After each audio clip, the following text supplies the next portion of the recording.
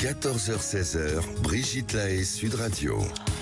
Bonjour à tous, nous sommes ensemble durant ces 2 heures sur Sud Radio et je vous propose aujourd'hui d'aborder un sujet qui est évidemment douloureux, difficile pour beaucoup d'entre vous, mais je voudrais malgré tout que ce soit joyeux parce que pour avoir déjà été confronté comme beaucoup de gens évidemment au deuil, puisque notamment je n'ai plus mes parents, j'ai également perdu des êtres chers, ils sont toujours présents en moi. Je veux dire par là qu'on ne les oublie pas, mais en revanche, il faut parvenir à oublier, ou plus exactement se libérer de la souffrance de les avoir perdus.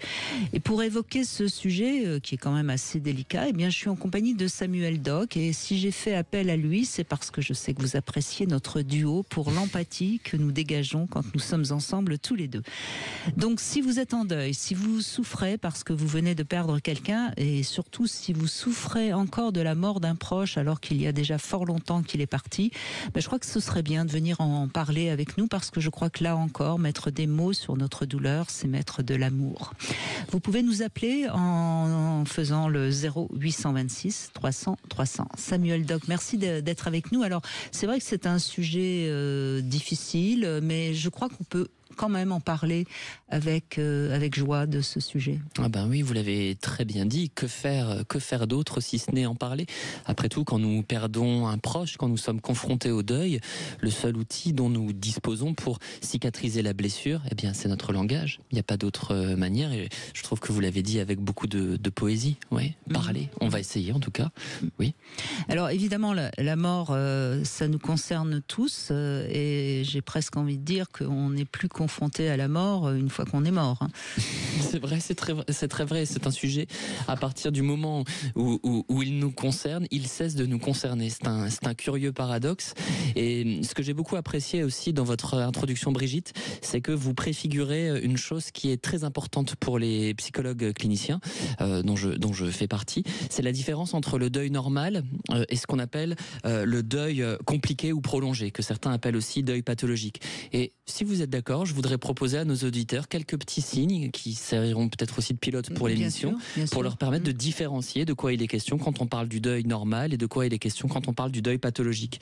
Alors, je prends un petit peu mes notes. Dans le deuil normal, il y a un début d'intensité émotionnelle qui est certes forte, il y a une tristesse, et je rappelle, c'est tout à fait normal, un choc, une sidération. C'est même inquiétant s'il n'y a pas ce signe-là, parce que ça veut dire qu'on est dans un déni qui cache quand même quelque chose de grave. Absolument, et on parle même d'états stuporeux, d'ailleurs, pour parler de ces états qui ne réagissent pas à la perte. Il y a une évolution qui va être progressive et qui va s'apaiser un peu avec le temps.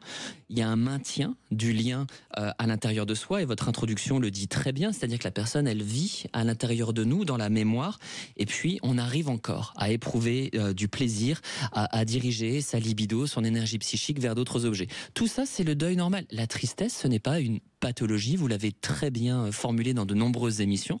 On a le droit d'être en colère, on a le droit d'être triste. Dans le deuil pathologique, c'est pas la même chose. La douleur, quel que soit le temps qui va passer, elle va rester aussi vive qu'au premier jour. Il va y avoir une vraie rumination, une vraie obsession du défunt. On va éviter, paradoxalement, certains souvenirs. On va essayer de ne pas se confronter à tout ce qui pourrait raviver cette blessure. On constate aussi souvent chez les patients un retrait social. La personne va s'isoler pour encore plus se cloîtrer quelque part avec cette mémoire douloureuse. On va repérer des symptômes somatiques. Voilà, alors ça, je sais aussi que vous avez consacré plusieurs émissions au sujet, des maux de ventre, des maux de dos, des maux dermatologiques. Le corps qui parle. Et bien sûr, des symptômes dépressifs majeurs avec un désespoir profond, une perte de sens. Donc vous voyez bien, ce sont deux choses complètement différentes, avec cette vague qui certes est douloureuse dans le deuil normal, qui porte la personne vers le rivage, si je puis dire, où elle va pouvoir recommencer elle-même à vivre, de cette mer, de cet océan dans laquelle la personne reste complètement noyée avec un mort qui n'est plus là, dans le deuil dit compliqué. Et on connaît, je pense notamment à Nino Ferrer, qui se suicide après la mort de sa mère. Donc on sait que ça peut être très compliqué, un deuil, et que ça peut même provoquer vous parliez de dépression, mais jusqu'à aller à se donner la mort. Donc c'est pas anodin et on n'est pas égaux face au deuil. Absolument, et c'est ça qui est très très intéressant, c'est que le deuil compliqué, il parle aussi de la relation bien sûr qu'on avait avec le défunt, mais aussi de nos propres deuils passés. Ginette Rimbaud disait que toute situation de deuil vient réveiller du non symbolisé. Plus on est construit, plus on est assis, plus on a été aimé, plus il sera facile de se détacher. En fait, dans les deuils compliqués, souvent cela vient révéler des problèmes autour de l'attachement, c'est-à-dire autour des tout premiers temps de la vie, quand on était bercé, porté, enveloppé, contenu, sécurisé. C'est ça qui est très intéressant, vous voyez, je trouve. Et je pense à un exemple que j'ai connu, quelqu'un qui curieusement n'avait pas spécialement été marqué par le deuil de sa propre mère et qui au deuil de quelqu'un s'est complètement effondré. Et je lui avais expliqué que c'était une sorte d'après-coup, c'est-à-dire que en fait ça réveillait le deuil le deuil non fait de sa propre mère. Et c'était compliqué de lui expliquer et je suis pas sûre qu'il avait bien compris, mais en tout cas on peut voir ça aussi de temps en temps. Parfaitement, et là je retrouve la freudienne que vous êtes, je le sais, c'est-à-dire avec cette idée. Vous l'êtes malgré vous, avec cette idée qu'un traumatisme en excave un plus ancien. Et alors, il y a même des facteurs de risque sur le deuil pathologique. On sait que par exemple, s'il y a eu une relation fusionnelle avec le défunt, s'il y a eu un décès brutal, s'il y a un passé de troubles anxieux et de dépression, s'il y a un manque de soutien social, tout ça, ça peut engendrer un deuil dit compliqué. Mais il y en a un qui est très intéressant et je porte cela à l'attention de vos auditeurs, c'est la notion de deuil non reconnu. C'est-à-dire si par exemple une femme ou un homme va perdre son amant ou sa maîtresse. Par exemple, c'est-à-dire que là, il vit dans un état de solitude immense sans pouvoir parler à qui que ce soit. Et ça va créer, ça peut créer cette entité, du deuil pathologique. Et voilà, je ne sais pas si nous aurons des témoignages en ce sens aujourd'hui, mais j'espère parce que je pense que ça doit être une chose terrible. Et j'en parle parce qu'on va la recevoir dans la deuxième heure, Pascale Brion, qui a écrit ce livre « Quand la mort est traumatique ». Là, elle parle particulièrement des deuils traumatiques et elle nous en parlera dans la deuxième heure, mais elle parle aussi quand on ne retrouve pas le corps. Et ça, c'est vrai que c'est certainement aussi des deuils très compliqués à faire. On avait une auditrice, je me rappelle, qui nous avait appelé parce que vous savez, son père s'était jeté du haut d'un pont et c'est vrai qu'elle espérait tout le temps qu'il revienne quelque part. Donc bien sûr que ça maintient une certaine forme de lien fantasmatique et que c'est très dur. Mais oui, l'émission d'aujourd'hui est absolument indispensable puisque nous allons tous faire des deuils ou nous en avons tous fait. C'est inévitable. C'est le prix à payer pour se lier aux autres. Et je crois, et c'est pour ça que je veux aussi qu'on essaye de la rendre pleine d'amour, cette émission. Je crois que les gens qui sont partis ne sont pas partis de nous. Je veux dire, ils sont en nous et on est qu'on est aussi parce qu'on les a connus et qu'on a vécu des années avec. Exact. Et c'est pour ça qu'il faut bien comprendre qu'on peut oublier sa souffrance, mais on n'oubliera jamais les êtres qui ont vraiment compté pour nous parce qu'ils nous ont transformés et fait évoluer et ils sont en nous et il suffit de temps en temps de penser à eux pour qu'ils existent encore. Qu'est-ce que je peux ajouter après une chose aussi belle? On va voir ce que nous racontent ceux qui nous écoutent. On fait une petite pause et on se retrouve dans un instant avec vous sur Sud Radio. Sud Radio. Sud Radio. Parlons vrai. Parlons vrai. Sud Radio. Parlons vrai. 13h, Brigitte Lahaie, Sud Radio. Samuel Doc est avec nous et nous évoquons le deuil, la perte d'être cher. Je rappelle que vous êtes docteur en psychopathologie clinique, vous êtes également psychanalyste et donc tout à fait à même à écouter les patients. Et je crois que c'est important. Ça peut être un sujet de thérapie d'aller voir quelqu'un parce qu'on traverse un deuil et que c'est compliqué et qu'on a besoin de pouvoir parler à quelqu'un qui va nous écouter vraiment et qui ne va pas nous dire écoute, t'as qu'à faucon. Exactement, on parle toujours de deuil. De toute façon, tout est deuil, ça je suis d'accord. Et parfois même des deuils très anciens, qu'on croyait dépassés, qu'on croyait résolus et qui en fait ne le sont pas du tout. Oui. Valérie, bonjour, merci de prendre la parole. Bonjour à vous deux, merci de m'écouter. Je vous en prie. Voilà, j'ai 53 ans, j'ai perdu ma maman, ça fait 1 an, il y a une semaine, et j'ai beaucoup de mal à faire le deuil. Enfin, je sais pas si on peut dire faire le deuil, parce que moi j'ai l'impression que plus le temps passe, et plus c'est difficile pour moi. D'accord. Le manque, les habitudes que j'avais avec elle, les coups de fil quotidiens, j'ai beaucoup de mal. Vous voulez dire que vous vous appeliez tous les jours? Oui, tous les jours. D'accord. Ce qui montre déjà un lien très fusionnel, trop fusionnel, parce que quand on a plus de 50 ans, normalement, on n'appelle pas sa mère tous les jours. Donc, c'est à la fois une mère et puis votre meilleure amie que vous avez perdue. Oui, ouais, c'est ça. Après, je peux pas en parler à beaucoup de gens. Enfin, mon mari, quand j'essaye de lui en parler, lui, il a perdu ses 2 parents. Il me dit, écoute, en gros, on me dit que je suis une petite fille, que je suis redevenue une petite fille. En gros, c'est la vie. Ta maman était âgée, elle avait des pathologies. Tu savais qu'il fallait. Et enfin, pourtant, je suis quelqu'un de costaud dans ma tête. Et là, ma maman, j'y arrive pas. J'y arrive pas. C'est dur. Qu'est-ce que vous ressentez de la tristesse? On l'entend bien, mais est-ce que vous avez de la colère? Est-ce que vous êtes déprimé? Est-ce que vous lui en voulez d'être parti? Qu'est-ce que vous diriez? Je me sens coupable du dernier mois où j'étais pas assez présente pour elle. Je l'appelais quand même tous les jours, mais on avait un rituel, c'est que tous les samedis on mangeait ensemble. Bon, j'habitais pas à côté, mais je me débrouillais. Sauf que le dernier mois, le mois de février l'année dernière, j'ai ouvert un commerce, donc je me suis mis à mon compte et j'étais moins disponible pour elle. Et elle est partie 3 semaines après l'ouverture du commerce. D'accord. Je vais laisser Samuel répondre, mais je crois que cette culpabilité, elle parle d'autre chose. Hein. Oui, et puis surtout, de quoi est morte votre maman, s'il vous plaît? Un arrêt cardiaque, mais elle avait pas mal de pathologies. Elle était dialysée depuis 9 ans. Elle avait eu plein de triple pontage. Voilà. Ouais, c'est ça. Parfois, vous savez, alors je vais choquer tout le monde et je crois que je l'aurais jamais fait dans un autre endroit que chez Brigitte. Mais parfois, lorsque comme ça, on a une relation fusionnelle et que tout à coup on prend une distance et que la personne meurt, c'est parfois qu'elle s'autorise à mourir. C'est-à-dire que tout à coup, elle a vu que vous aviez ouvert votre commerce, que vous étiez bien, que vous étiez autonome, que vous étiez devenue indépendante. Et Dieu sait que quand on est une femme encore plus, il faut se battre. Elle vous a vu vous battre. Et ben elle est partie sur la pointe des pieds. En quelque sorte, elle a vu que vous étiez assez grande maintenant pour vous occuper toute seule et qu'elle pouvait vous laisser en paix. Voilà. Ça fait plaisir d'entendre ça. Ah ouais, et je pense qu'elle devait être drôlement fière de vous. Elle vous l'a dit?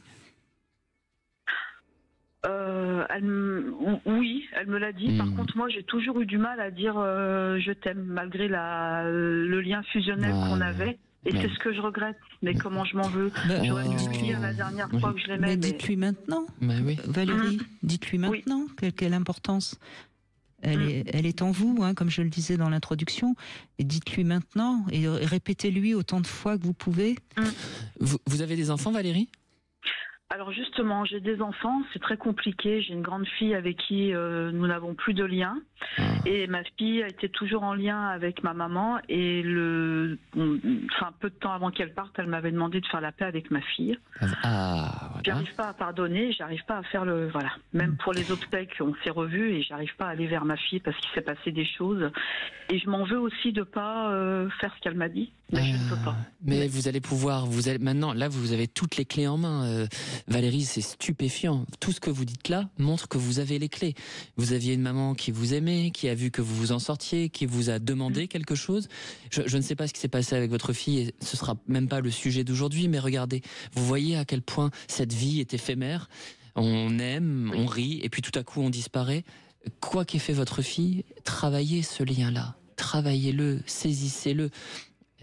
Et je partage ce qu'a dit Brigitte, de toute façon, des regrets, on en a tout le temps. De ne pas avoir dit assez je t'aime, de ne pas avoir fait assez ci, assez ça. Ça, je suis totalement d'accord avec Brigitte, c'est une idée fondamentale. Mais Valérie, cette fille, donc, c'est pas la fille de votre mari? Si. Et est-ce qu'elle est encore en lien avec votre mari? Oui. Donc c'est quelque chose d'un peu de l'ordre de rivalité, là. Il y a une petite rivalité féminine entre elle et vous. Je sais pas. Enfin, pour être, je vais essayer d'être rapide. Voilà, ma fille a un compagnon avec qui je ne m'entends pas du tout.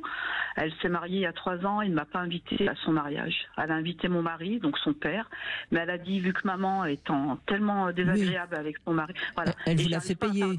Oui, elle l'a épargné, sinon. Je l'ai vraiment payé, Brigitte. Ça fait très mal. D'être exclue d'un événement aussi important.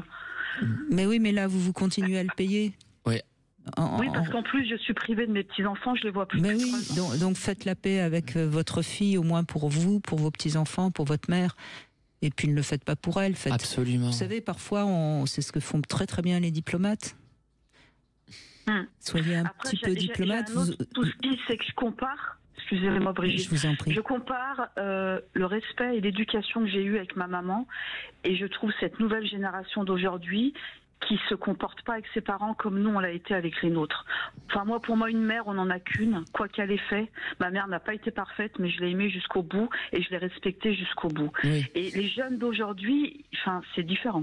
Alors, raison de plus dans ce cas, pour réussir à apaiser un petit peu les choses, à montrer que vous avez la maturité que peut-être votre fille n'a pas, cette hauteur de vue, pour pouvoir rebâtir un lien et aussi pour pouvoir transmettre ce que votre mère vous a transmis. Vous voyez ? C'est-à-dire Oui. que vous pourriez être une super grand-mère, je suis sûr, pour vos petits-enfants, vous pensez pas ? Oui. Alors, hop, on se lance et on rebâtit cette relation. Allez. Mais j'avais un lien très fort avec mes petits-enfants jusqu'à cette cassure il y a 3 ans. Bah oui. C'est d'autant plus difficile parce qu'on a vraiment créé un lien. Et j'ai l'aîné de mes 3 petits-fils qui m'écrit régulièrement en cachette de sa mère. Oui, c'est alors il douloureux. faut vraiment vous Ah réconcilier avec votre fille. Et je vais vous dire une chose, mais ça c'est un secret entre nous, Valérie. De 2 choses l'une. Soit vous aviez raison, c'est un pauvre mec, son mari, et elle va finir par le quitter, et là, elle viendra pleurer dans vos bras. Soit c'est quand même un mec bien, vous vous êtes trompé, et il vaut mieux tout de suite faire comme si vous ne vous étiez pas trompé, parce que sinon vous aurez l'air vraiment bête si dans 30 ans ils sont encore ensemble. Mais c'est vrai en plus. Bah ouais, la Valérie, là, c'est à vous de bouger, hein. Urgent. Vous voyez, donc vous avez tout intérêt à bouger. Mais faites-le, je vous dis, faites-le de manière diplomatique. C'est-à-dire vous réconciliez avec elle et en vous-même, vous gardez encore cette rancœur. Et elle partira quand vous serez avec vos petits-enfants et que votre fille oubliera et avec le temps, ça passera. D'accord, très bien. Merci pour vos conseils, Brigitte. Je vous en prie. Merci à vous. Merci de votre témoignage et merci et bon courage. On fait une petite pause, on se retrouve avec notre Love Conseil. Est-ce qu'on peut obliger son partenaire à consulter ? Avec Samuel Doc, aujourd'hui, nous parlons du deuil des êtres aimés et comment apprendre à calmer sa douleur. Venez participer à l'émission en appelant le 0826 300 300. 14h-16h, Brigitte Lahaie, Sud Radio. Sud Radio, le Love Conseil. Alors Samuel Doc, je sais que vous allez répondre non, on ne peut pas obliger son partenaire à consulter. Je crois que c'est pas très simple. Mais bon, voilà mon love conseil, et puis vous réagirez bien sûr. C'est vrai que parfois le partenaire comprend l'ultimatum et va accepter d'aller consulter un thérapeute, mais finalement, s'il répond à un ultimatum, ça va dépendre de ses motivations profondes. Et s'il y va juste parce qu'il est obligé, il y a une forte chance que ça ne serve à rien. Et donc c'est pas la solution de forcer. Il va venir en visiteur, pensant que tout va bien pour lui et que c'est vous qui avez un problème. Donc voilà, il va être gentil, il va venir, il va assister aux séances, mais fondamentalement, comme il n'a aucune attente et aucun désir de changement, c'est fort possible qu'il ne se passera rien. Il pourrait même penser que c'est vous qui avez besoin de vous plaindre, et puis etc., etc. Donc ça ne sert à rien d'obliger son partenaire à aller consulter. Maintenant, si il entend votre demande et qu'il a vraiment compris et qu'il a plaisir à y aller avec vous parce qu'il pense qu'en effet ça peut-être l'aider, à ce moment-là vous avez raison, vous pouvez y aller à 2. En revanche, c'est toujours intéressant d'aller voir quelqu'un même si on y va seul, parce que de toute façon ça nous fait bouger, ça nous fait avancer, et si on bouge, la relation de toute façon bouge. Donc je crois qu'il faut ne jamais oublier qu'on ne peut pas aider quelqu'un qui ne demande pas d'aide. En revanche, si vous sentez que ça va pas bien, vous pouvez aller consulter. Oui, écoutez, encore une fois, je vous rejoins pleinement, et c'est vrai, vous mettez le doigt sur quelque chose, c'est que si la personne a peur de consulter parce que c'est un espace trop étranger pour elle, effectivement, pourquoi pas l'accompagner, pourquoi pas ouvrir sur quelque chose de partagé, ce sera peut-être moins inhospitalier, moins inconfortable pour elle. Je trouve que ce love conseil a une grande valeur. Voilà, la personne a peur de découvrir un univers très fermé, très ésotérique. Accompagnez-la, faites-le. Ouais, très bon love conseil du jour. Je valide. Merci Samuel. On continue avec Christelle qui est avec nous. Bonjour Christelle, merci de témoigner sur ce sujet douloureux. Bonjour Brigitte, bonjour Samuel. Bonjour Christelle. Oui, donc moi je suis en deuil depuis pas mal d'années et en fait je trouve qu'on parle pas assez de la mort en fait et par rapport à la mort, on va vivre plus ou moins bien son deuil. Enfin, je sais pas si vous comprenez. Oui, continuez. On comprend très bien. Donc moi j'ai perdu mon mari, il est décédé d'un cancer, donc c'était un cancer incurable, mais du jour au lendemain on lui a dit, on nous a dit, parce que j'étais avec lui, vous en avez pour 6 mois minimum et 2 ans maximum. Donc pendant toute cette période, en fait, on a pu, ça n'a pas été une morte subite en fait, et on a pu se préparer en fait à se dire au revoir. Et ça a été très très douloureux. Bon, moi j'ai fait une dépression à l'annonce de la maladie, donc lui il voulait pas y croire, donc il me réconfortait, il me disait mais non t'inquiète pas, ça va aller, ils vont trouver quelque chose, c'est sûr. Donc lui il a vécu sa maladie de façon extraordinaire, c'est-à-dire dans la vie, il s'est jamais mis en pyjama, il passait pas son après-midi au lit, il voulait vivre jusqu'au bout. Et j'ai trouvé cette force et cette envie de vivre extraordinaire. Et après, quand il est décédé, ça a été terrible pour moi parce que j'avais l'impression de vous mourir êtes écroulé, avec lui. bien sûr. Oui. Ah oui, c'était l'effondrement total. Et là, j'ai fait une grosse dépression. J'avais plus envie de vivre, j'avais plus envie de me lever. Je passais ma journée au lit. Et je déprimais. Et bon, j'avais une petite fille qui allait faire ses 4 ans. Donc de toute façon, j'étais obligée de me lever le matin pour l'amener à l'école maternelle. Et puis après, je me recouchais. J'avais mes adolescentes qui rentraient du lycée. Je leur disais que j'avais fait ça dans la journée alors que c'était pas vrai. Et aussi, ce que je veux dire, c'est que pendant la maladie et après le décès de mon mari, j'ai été accompagnée par la psychologue de l'hôpital. Et ça a été extraordinaire pour moi, vraiment salvateur, de pouvoir décharger, de pouvoir libérer toutes ces douleurs, toutes ces tensions. Ça a été vraiment extraordinaire d'avoir eu cet accompagnement qui était gratuit. Et même après le décès, j'ai continué à l'avoir régulièrement. Et ça, il ne faut pas hésiter justement à se faire aider. Oui. Bien sûr, bien sûr. Voilà. Après, pour rebondir. Et aujourd'hui, c'était il y a combien d'années qu'il est parti ? 16 ans. 16 ans, d'accord. Donc aujourd'hui, vous vous sentez comment ? Alors justement, et à un moment donné, je suis sortie de mon lit et en fait j'ai eu une addiction en fait. J'ai eu une addiction sexuelle parce que j'avais besoin de dopamine, j'avais besoin de plaisir. Donc là, je me suis inscrite sur des sites libertins pour être dans les bras d'hommes. Pour le plaisir, mais vraiment pour me sentir vivante en fait. Voilà, c'est ça. Oui, c'est Eros contre Thanatos, hein, bien sûr. Oui. Voilà, et c'est une bonne thérapie aussi, hein. Oui, alors bon, après je sais pas parce que justement la dopamine, c'est pas le bonheur, hein, c'est vraiment ça devient une addiction en fait, hein, donc je sais pas, Ça c'est votre psy qui vous l'a dit, hein. Oui, non, mais j'ai beaucoup renseigné. Hein. Oui. Je suis beaucoup renseigné. Non, mais Christelle, ça a été une manière d'aller mieux et puis basta. Après, on peut dire ce qu'on veut, mais ça vous a fait du bien. Ça vous a permis de sortir de votre lit pour re-rentrer certes avec un homme, mais au moins ça vous a fait du bien sur le moment. Donc il n'y a pas. Oui. Vous voyez, c'est pas. Oui. Non, mais je me juge pas. Hein. Je me juge pas parce que de toute façon, moi, je suis vraiment ça. C'est vrai que ça m'a sauvée, ça m'a fait beaucoup de bien.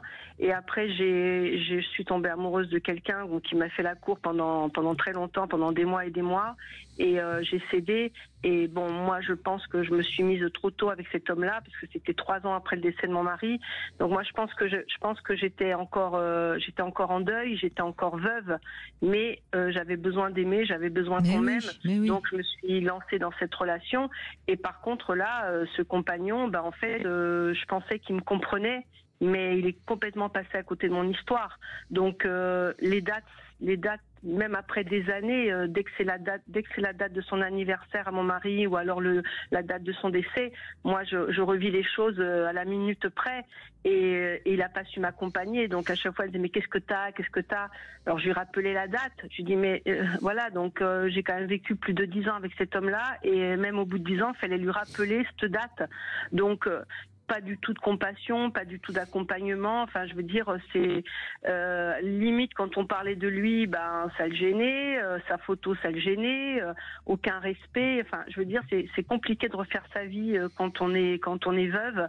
Et il faut vraiment choisir le bon compagnon, celui qui va comprendre qu'on peut aimer. Moi, j'aime. Enfin, je suis je suis une éternelle amoureuse, mais voilà, ça n'empêche pas que je vais toujours penser à mon mari. Mon mari défunt, il sera toujours dans mon cœur. J'y pense tous les jours. J'ai une petite fille qui lui ressemble. Enfin, je veux dire, et moi, j'aime qu'on parle de lui. J'ai besoin qu'on parle de lui. Oui, mais bien sûr, Christelle, et on l'entend à quel point il est en vous et qu'il restera en vous. Et vous savez, il y a des gens qui disent que on ne peut pas faire. Enfin, je veux dire, c'est plus compliqué de rivaliser avec un ex qui est mort qu'avec un ex qui est encore vivant. Donc c'est compliqué pour les compagnons que vous pourriez rencontrer de toute façon. Mais c'est votre histoire et c'est peut-être pas forcément nécessaire d'en parler avec le compagnon avec qui vous êtes. Il faut en parler avec des personnes avec vos enfants, avec peut-être des amis, mais peut-être pas trop avec le compagnon avec qui vous êtes, parce que c'est compliqué. Oui, non, mais j'essaye de pas en parler avec mon compagnon, mais je veux dire, quand les enfants sont là, voilà, il y a plein d'anecdotes, il y a plein de choses qu'on a envie de raconter et on a envie de le faire vivre et voilà. Après, ce qui m'a beaucoup aidé, parce que justement, c'est comment faire son deuil. Ce qui m'a beaucoup aidé, donc, c'est surtout la paix intérieure que j'ai réussi à trouver en moi. Et me ressourcer grâce à la nature, grâce aux animaux, ça c'est quelque chose qui m'a aidé. C'est l'amour au sens large et vous l'aimez, votre mari qui est parti, vous l'aimez parce que d'abord la manière dont ça s'est passé, il vous a montré à quel point il était capable d'aller jusqu'au bout de sa vie, et ça c'est quand même. Vous l'admirez aussi, voyez. Ah oui. Et c'est ça aussi qui rend sa présence très très forte, et que c'est compliqué pour celui qui est avec vous parce qu'il peut pas arriver à la hauteur. Oui. Mon compagnon me disait j'aimerais avoir un cancer pour que tu puisses t'occuper de moi comme tu t'es occupé de ton mari défunt. Donc ça montre mais ça montre aussi sa souffrance là quand même. Quand il vous dit ça montre qu'il est quand même très triste et c'est difficile. Quelle est la part de faire vivre, le soutenir de feu votre mari et en même temps d'être dans une commémoration morbide qui ne laisse pas la place à l'autre. Vous voyez, c'est aussi ça qui est difficile. Non mais moi c'est joyeux quand on parle de mon mari, c'est joyeux, c'est un hommage tous les jours, je lui rends hommage. Moi j'ai cette propriété au milieu de la nature, c'est grâce à lui, c'est parce qu'il y a aussi le côté financier. Donc moi mon mari. Oui, mais voyez bien la place, Christelle, excusez-moi, mais Samuel a raison. Vous voyez la place qu'il a dans votre vie, et c'est très bien. Il y a rien à dire. Voilà. Mais il a une telle place que comprenez bien que pour celui qui arrive, c'est très très très compliqué. Oui, mais en même temps, c'est pas entre guillemets, il profite, c'est-à-dire que voilà, est-ce que je peux utiliser le vélo de ton mari défunt? Oui, est-ce que je peux mettre il est encore très très là, votre mari. Comment vous voulez qu'il trouve sa place? Tout ce qui était bon à prendre, il le prenait, et puis après j'avais plus le droit d'en parler. Enfin, je veux dire, c'est quand même bizarre. Je sais pas, je trouve pas ça très sain. Son comportement, je sais pas, c'est. Oui, après en même temps, si vous vouliez pas qu'il utilise le vélo, fallait le vendre, par exemple sur le Bon Coin, moi, je par vendu Price Minister, Amazon. Moi, il peut justement, je l'ai gardé pour qu'on l'utilise. Donc pour moi, il n'y avait pas un problème, mais on peut pas dire oui, ton mari défunt me gêne. Et puis en même temps utiliser son vélo, quoi. C'est ça que c'est plus son vélo puisqu'il n'a plus l'usage. Oui, non, mais je veux dire, on peut pas. Il est là, il sera toujours là, et moi j'aurais préféré, je voudrais qu'on comprenne ça. Vous auriez préféré, vous auriez préféré. Je veux. Non mais Christelle, on entend très bien ce que vous dites, et c'est tout à fait respectable, et on n'a rien à dire et ni à juger. Mais ce qu'il faut quand même que vous compreniez, c'est que s'il y a trop de place pour votre mari défunt, quelqu'un, il n'y a pas de place pour pour quelqu'un d'autre. Et c'est normal que cet homme, à un moment donné, ne supportait plus parce qu'il n'avait pas sa place. Mettez-vous deux Moi, j'ai secondes. l'impression de lui avoir donné toute la place, quoi. Ah ben non, là, non, Christelle. C'est clair et Brigitte... Pour moi, c'est compatible d'aimer quelqu'un d'autre et d'aimer quelqu'un d'autre et puis je fais pas de différence en fait. Pour moi, c'est de l'amour en plus, c'est pas de l'amour en moins. C'est ça, je comprends pas. C'est pas de l'amour en plus, c'est pas de l'amour en moins. C'est quand même comme vous l'admirez quand il vous dit j'aimerais avoir un cancer pour que tu m'admires autant. On voit bien que quelque part il était malheureux que tout le temps il y ait cet ex. Extraordinaire qui lui faisait de l'ombre. Vous voyez. Après, je dis pas peut-être qu'il exagérait. Nous, on n'a pas sa version, hein, donc.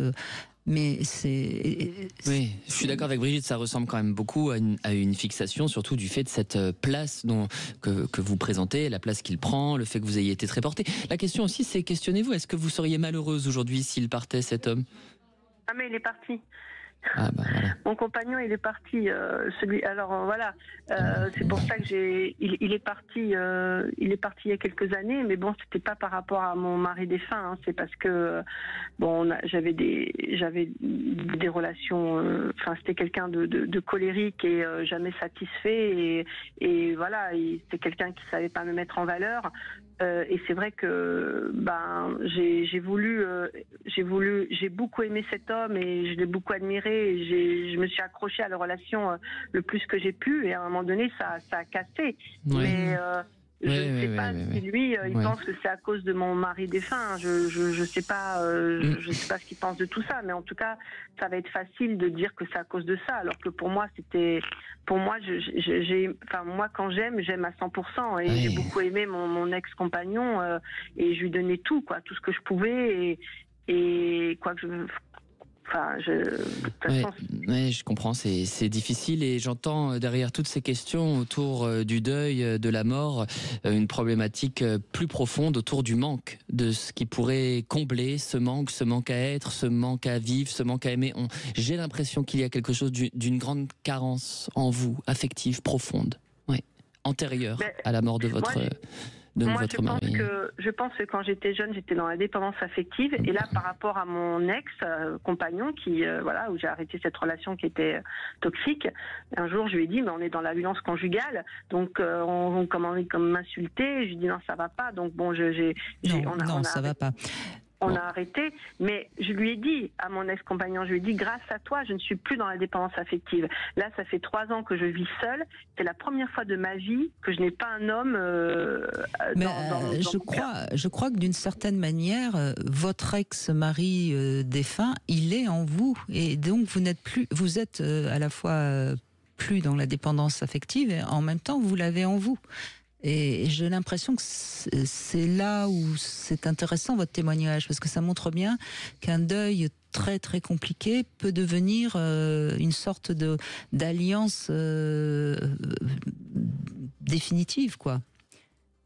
Oui, mais je sais pas comment on fait un deuil. Je veux dire, pour moi, c'est normal. C'est bien ce que je dis. C'est bien. Oui, non, mais c'est bien ce que je dis. C'est-à-dire que, bien sûr que c'est normal et c'est très bien que vous l'ayez en vous, etc. Mais à ce point-là, ça signifie quand même que vous laissez peu de place. Alors bon, cet ex-compagnon dont vous parlez, visiblement, n'était peut-être pas le bon, mais ça risque de vous empêcher de pouvoir avoir une vraie belle relation à nouveau, vous voyez, c'est ça qui est important. Et comme vous avez été quand même en dépression à partir du moment où vous avez perdu votre mari, ce qui se comprend, hein, bien sûr, c'est fréquent, mais ça montre quand même que, comme le disait très bien Samuel, c'est que dans votre enfance, il y a sûrement eu des carences et des choses qui ne vous permettent pas de faire un deuil, entre guillemets, normal, quoi. Oui. Donc ça vaut peut-être le coup d'aller travailler ça. Encore un petit peu de boulot, Christelle. Oui, il me semble. Il y a encore du travail, on dirait. Ouais. Et tant mieux, parce que comme vous l'avez compris, c'est une belle ouverture vers soi. Et d'ailleurs, merci pour ce bel hommage que vous avez rendu à mes confrères et consoeurs hospitaliers, auxquels C'est vrai. Oui, un travail remarquable. Formidable. Donc c'est bien de leur rendre hommage. Ouais. Merci beaucoup, Merci. Christelle, en tout cas. Merci à vous. On fait une petite pause, on se retrouve dans un instant. Vous voulez parler à Brigitte Lahaie 0826 300 300. 14h-16h, Brigitte Lahaie, Sud Radio. Samuel Doc est avec nous. Vous êtes psychanalyste, auteur de plusieurs ouvrages, notamment L'enfant thérapeute, où vous parlez justement de la relation avec votre mère, une relation difficile, et qui était sortie chez Plomb. On le voit déjà dans les 2 témoignages qu'on a eus, comment chaque deuil est un deuil différent, et ça c'est aussi quelque chose d'important à dire. Il n'y a pas de deuil, c'est pas toujours la même chose. Chacun va traverser ça à sa façon, comme il peut. Et je suppose que Laurence va nous raconter encore une autre histoire. Bonjour Laurence. Bonjour Brigitte, bonjour Samuel. Bonjour. Oui, alors moi, mes parents sont restés mariés quasiment 60 ans. Oui. On devait fêter leurs 60 ans de mariage l'été. Et en mai, le 1er mai, où j'avais prévu de venir amener du muguet à ma maman, parce qu'on est une famille très unie. Tous les dimanches midi, on mange ensemble avec ma sœur, mes enfants, ma nièce, mes parents. J'ai un coup de fil le matin du 1er mai de ma sœur qui me dit « Maman est morte ». D'accord, Et, donc ça c'est une mort inattendue, quoi.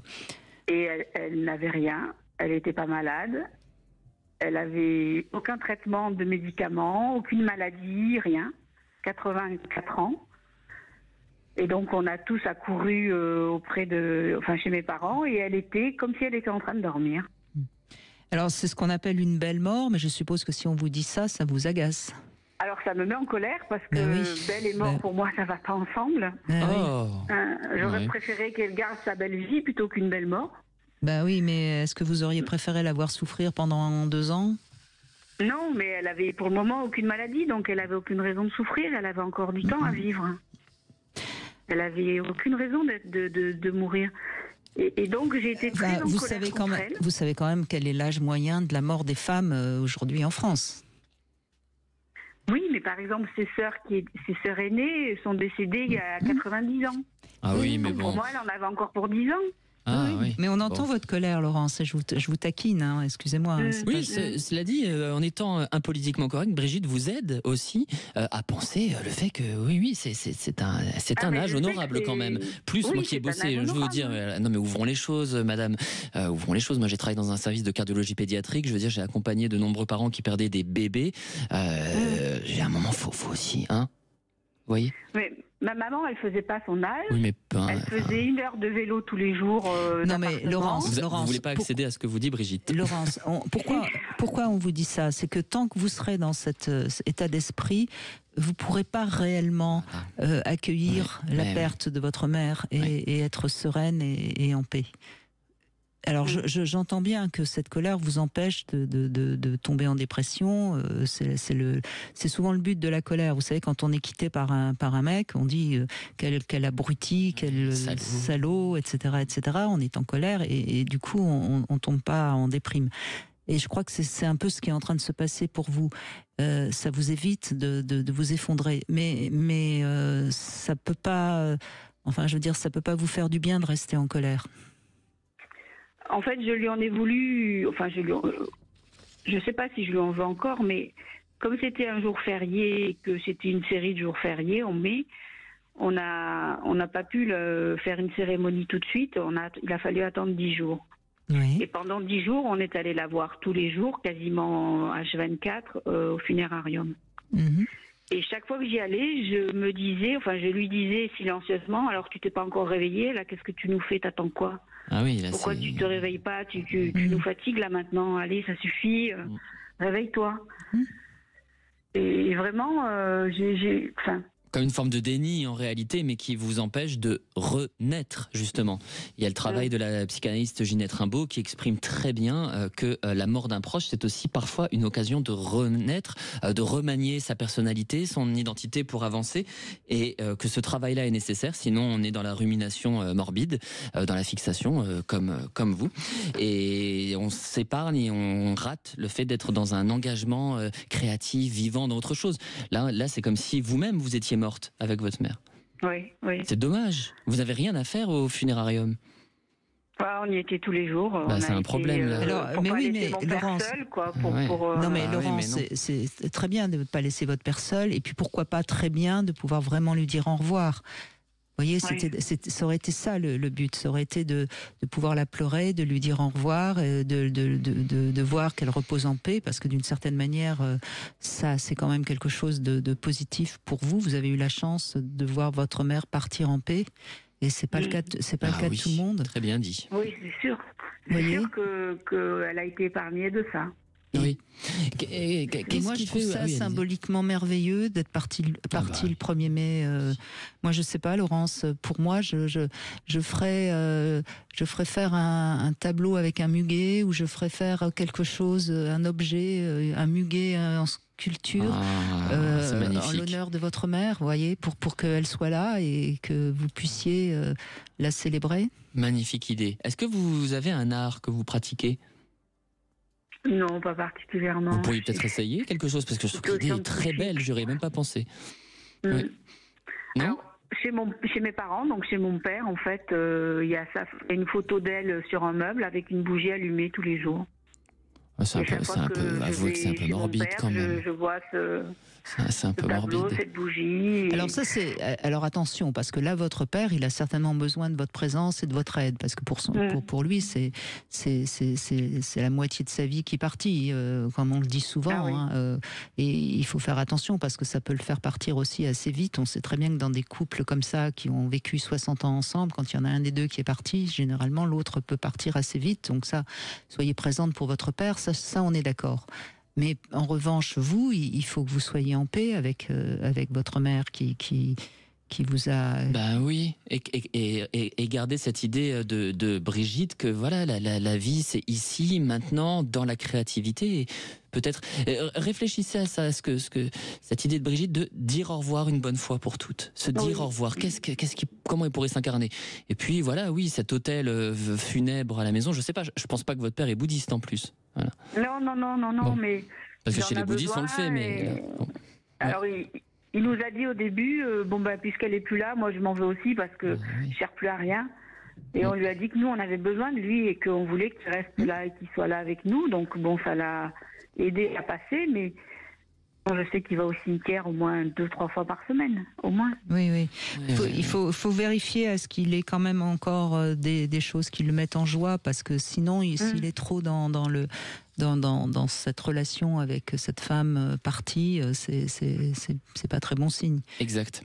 Et puis c'est vrai qu'on l'a utilisé plusieurs fois depuis le début de l'émission, alors que le concept dérange. On dit faire son deuil. Ben, c'est faire. C'est agir, réagir, investir le monde, que ce soit la nature, comme le disait notre auditrice précédente, que ce soit la créativité, que ce soit sublimer cette vie. On ne doit pas mourir parce que les autres meurent. Ouais.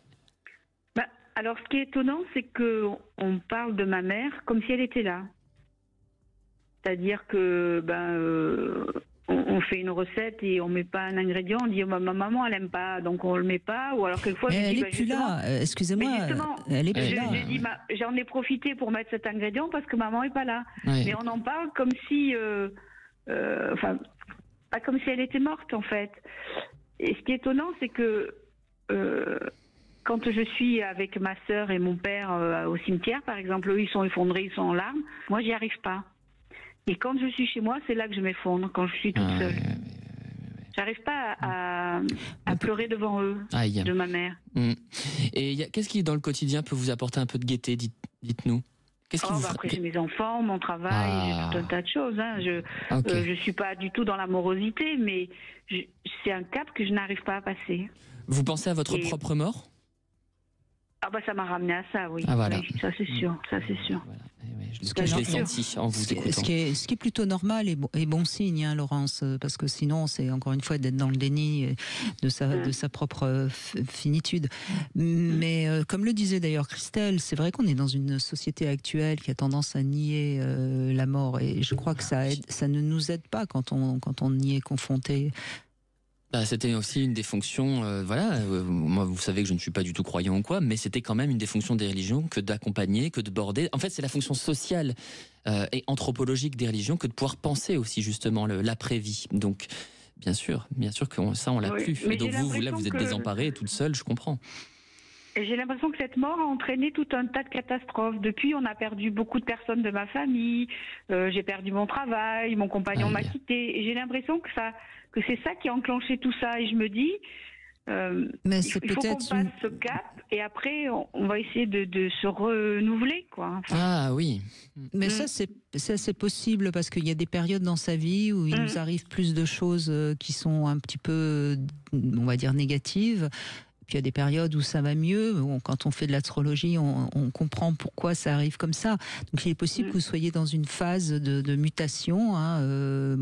Moi, j'aime bien le symbole du serpent qui mue tous les ans, qui change de peau. Peut-être que c'est ça aussi le message que vous transmet votre mère, qu'il est temps de changer de peau et de devenir une Laurence plus...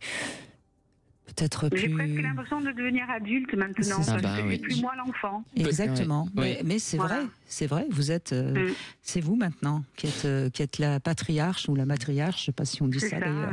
ouais. Ouais. Oui. Mais- Surtout que c'est l'année du serpent, donc Et ça c'est tombe peut-être- bien. Mais c'est- je suis serpent en plus. Ah bah, tiercé gagnant, bravo. Bon, bah voyez, on s'est On avance. retrouvés Oui. symboliquement. Oui. Bon, bah merci. Je vous sens plus joyeuse et Oui, moins en c'est colère. chouette. Merci Laurence. On fait une petite pause et on se retrouve après les infos.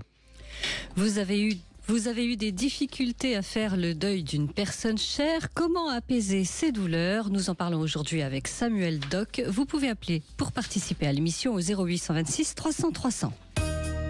14h-16h, Brigitte Lahaie, Sud Radio. 11h-16h, Brigitte Lahaie, Sud Radio. Nous allons continuer à évoquer le deuil avec Samuel Doc qui est avec nous, mais je suis quand même en train de vous annoncer une excellente nouvelle, Samuel Doc.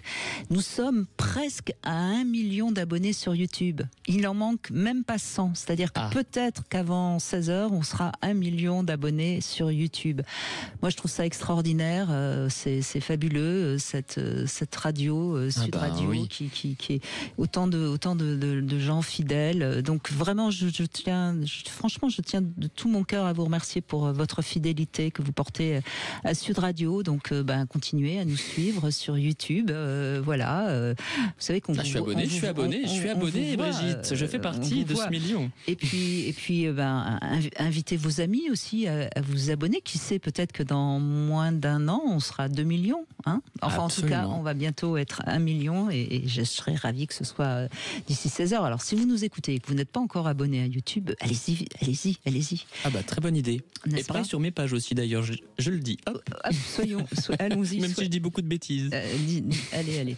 Donc voilà, on parle du deuil aujourd'hui, de cette difficulté qu'on a à faire le deuil. Et d'ailleurs faire le deuil, vous tenez cette expression, je crois, Oui. Samuel Doc. Oui, parce que les psychologues n'aiment pas cette expression, mais c'est dommage. On dit on fait pas le deuil, c'est pas quelque chose de matériel. Moi, j'y vois pas quelque chose de matériel évidemment, mais j'y vois une démarche psychique active. Il y a la sublimation, bien sûr, le fait de déplacer son énergie psychique vers certains objets socialement valorisés. Il y a le fait de prendre soin peut-être de ses proches, des vivants. Tout ça, ce sont des choses qu'on peut faire. Voilà, quand bien même serait-elle puissamment psychologique. Oui. Et c'est comme l'idée des 6 mois, vous savez, qui fait tellement réagir, l'idée qu'un deuil serait pathologique ou pas pathologique s'il dépasserait les 6 mois. On voit bien aujourd'hui à notre émission que c'est pas une question de délai, mais que c'est plutôt une question d'être bien avec soi. Et moi, je vous sens très bien avec vous, Brigitte, aujourd'hui d'ailleurs. Mais oui, Avec vous-même. mais j'ai pas perdu quelqu'un il y a 6 mois, donc. Oui. Nathalie, bonjour. Bonjour Brigitte, bonjour Samuel. Bonjour Nathalie. Merci de témoigner justement parce que visiblement vous n'avez toujours pas fait le deuil de votre grand-mère, je crois. C'est ça, et rien que le fait de l'évoquer, j'ai les larmes qui montent aux yeux. Ah. Voilà, elle est partie. C'est pas grave Nathalie, On s'y attendait un peu même. Alors il n'y a pas de souci. Donc vous avez 53 ans aujourd'hui et elle est partie il y a une vingtaine d'années, c'est ça? Il y a une vingtaine d'années, elle est partie le 12 septembre, mais je ne sais plus quelle année. Mon grand-père, oui, je sais, lui il est mort en 2011, mais elle est morte avant, mais je ne sais pas quand. D'accord, mais vous situez une vingtaine d'années, hein? Oui. Et pourquoi vous avez pas, vous souvenez plus de l'année? Ça, c'est étonnant. Je sais pas. 20 ans? sais pas. C'était il y a 20 ans, vous dites? C'était il y a une vingtaine d'années, oui. Et vous Ouais, êtes toujours aussi triste avec des affects aussi forts en parlant? Oui. Ah oui, là c'est pas... Là, oui, là on est dans le deuil compliqué. Hein. Mhm. Non? Je sais que c'était une sacrée dame. Oui, mais bon. Bien sûr, bien sûr. Et quelle est la relation que vous avez avec votre mère? Et, c'était sa fille et c'est très compliqué. Ma mère est quelqu'un de très dirigiste, très autoritaire. Faut faire comme elle a décidé. Et moi, j'ai réussi très tardivement, il y a 6 mois, à couper les ponts. Voilà, pas forcément couper les ponts, mais mettre les distances avec ma mère. Parce que la façon dont je m'habillais, ça allait pas. La façon dont je me coiffais, ça allait pas. Ouais, rien n'allait. Et peut-être que de rompre avec votre mère, ça va vous aider à faire le deuil de cette grand-mère. Ah. Parce que quelque part, cette grand-mère, c'était la bonne mère. Oui. Qui visiblement n'est pas la vôtre. Hein. On est bien d'accord. Donc peut-être que cette grand-mère, elle avait besoin d'être encore très présente pour que vous puissiez supporter votre mauvaise mère. Ouais, j'avais pas vu ça comme ça. Ouais. En tout cas, là, vous voyez bien qu'il y a eu un investissement maternel de cette grand-mère. Ça, vous le percevez. Ah, mais C'était une maman pour vous. mais c'est plus que ça. C'est mes rails. C'était quand elle est partie. Après, j'ai fait n'importe quoi. C'était ma confidente. Je vais vous donner un conseil tout de suite, vraiment que j'hésiterai pas à donner si vous étiez. Ne dites pas partie, morte, parce que partie, vous voyez, ça renvoie à l'idée qu'elle pourra revenir. Ça vous aide pas. Elle est morte. Ok. Je vous fais voilà, partie. C'est un lexique qui emprisonne. Ouais.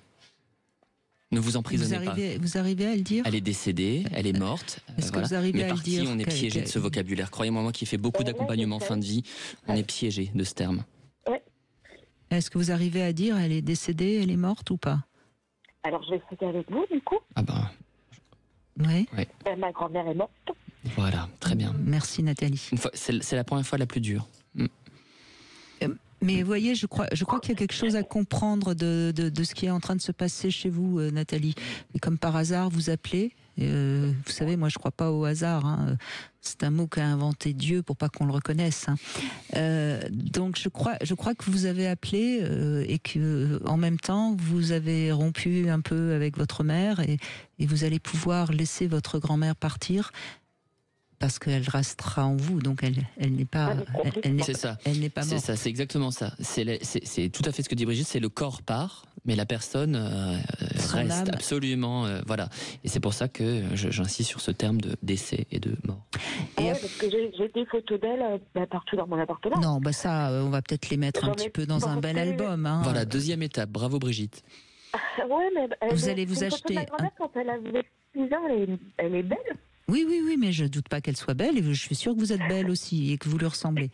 C'est pas un problème. Mais il va falloir mettre tout ça dans un très bel album que de temps en temps vous aurez le droit de regarder. Mais il faut pas que le fantôme de votre grand-mère soit dans votre appartement ou dans votre maison. Elle sera en vous. Et vous allez devenir la femme que vous avez envie de devenir en vous reposant sur votre grand-mère et malheureusement aussi sur votre mère parce que vous êtes certainement construite en opposition à votre mère. Donc tout ça va vous permettre de devenir adulte et vous allez grandir et vous allez voir dans quelques semaines, quelques mois, vous pourrez parler de votre grand-mère sans avoir les larmes qui viennent vous envahir. Ah oui, là je pense qu'on vous a donné 2 conseils très objectifs, très faisables. Vous voyez, faire 2 choses à faire. Et troisième étape, si effectivement ça dure, si effectivement vous avez des sanglots, des trémolos, comme ça, il faut consulter, hein, vraiment. C'est bien, ça ouvrira toute une aventure vers vous. Ça ouvrira une belle aventure. Ah oui, j'entends tout ce que vous me dites. Et ma grand-mère, elle me disait que le vert et le bleu marine, c'était 2 couleurs qui m'allaient bien. Donc, je m'achète depuis peu du vert et du bleu marine parce que ma grand-mère, avant de partir, m'avait dit que j'étais jolie avec. Ah ben oui.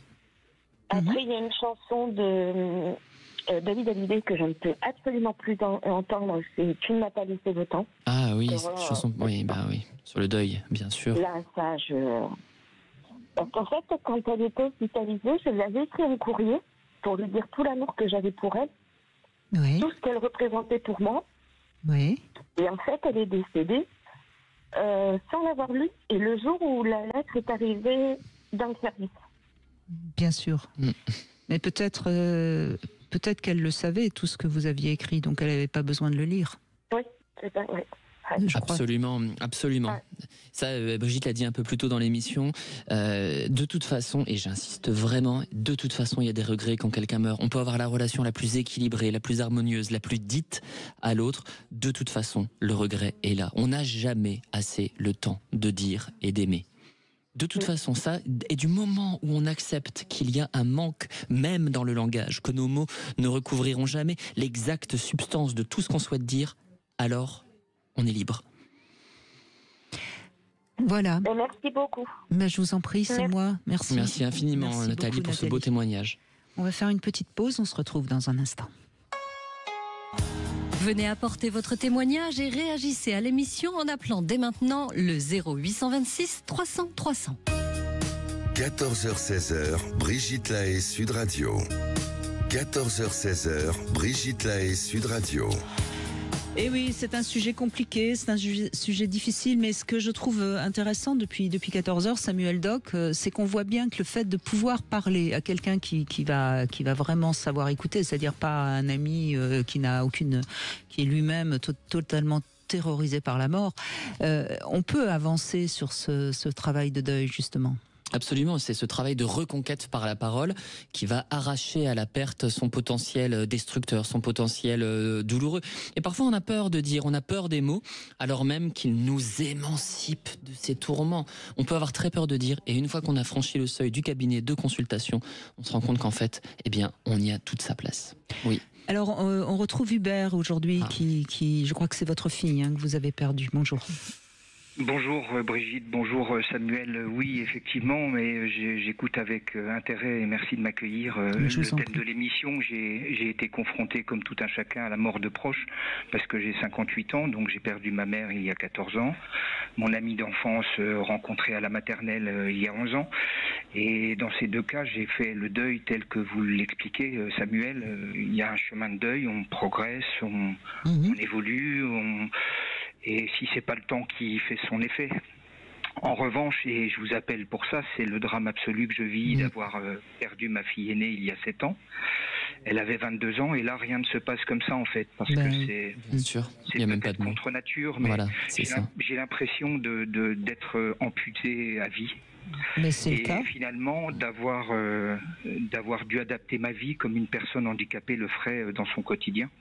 Oui, mais je crois que le deuil d'un enfant, c'est le cas. On vous arrache quelque chose et c'est pas normal. Donc c'est en effet un handicap qu'on peut surmonter comme tous les handicaps, de toute façon. Mais c'est un handicap, oui. De quoi est décédée votre fille, si vous avez la force d'en parler ?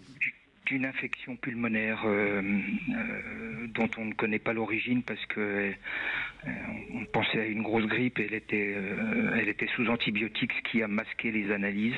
Enfin bon, peu importe. De toute façon, voilà, elle est partie. Elle est décédée en 6 jours. Ce que vous venez de dire est plutôt bon signe. Ça veut dire que vous n'êtes pas en colère. Parce que quand vous dites que importe, ça veut dire que si vous étiez en colère, vous seriez en colère contre les médecins, contre la médecine. Donc vous n'êtes pas en colère. Donc c'est à la fois c'est bon signe, mais en même temps ça peut cacher une petite dépression. Non, je suis pas en colère. J'ai passé 7 jours à côté d'elle. J'ai bien vu que les équipes se démenaient, que ça les mettait en rage, une jeune comme ça. En réa, j'ai vu des infirmières pleurer, donc j'ai bien vu que toutes les équipes étaient de bonne volonté. Non, j'en veux à la vie. Si je devais en vouloir à quelqu'un, c'est à la vie, mais pour revenir sur le chemin de deuil, en fait, déjà dans le cas d'un enfant, la première année n'est pas la pire quand on est désenfanté. Le manque grandit avec les années qui passent. Oui. Et donc il faut savoir gérer ça. Mais ça c'est votre imaginaire qui imagine comment elle serait là aujourd'hui à 29 ans. Ah oui, c'est effectivement toutes ces questions, on peut pas y échapper, c'est compliqué quand même. Oui. On se demande chaque année, on se demande ce qu'on y aurait mis dedans, d'échange, de larmes ou de rire, sans parler d'imaginer ce qu'elle aurait fait elle-même de sa vie. Bien sûr, bien Donc sûr. Vous avez d'autres Oui. enfants? Oui, oui. Et en fait, je voulais aussi, si des parents sont dans mon cas, je voulais aussi témoigner. J'ai rejoint une association assez vite. Je ne sais pas si je peux la nommer. Bien sûr. Qui n'accompagne que des parents endeuillés. C'est Apprivoiser l'absence. Alors, elle existe dans quelques grandes villes françaises, mais ils font un travail remarquable. C'est joli d'ailleurs, oui. Et alors justement, c'est plutôt c'est ce terme apprivoiser en fait, la douleur, le manque, tout ça. On vit avec, de toute façon, il n'y a pas de chemin de deuil. Il faut apprivoiser cet état de fait.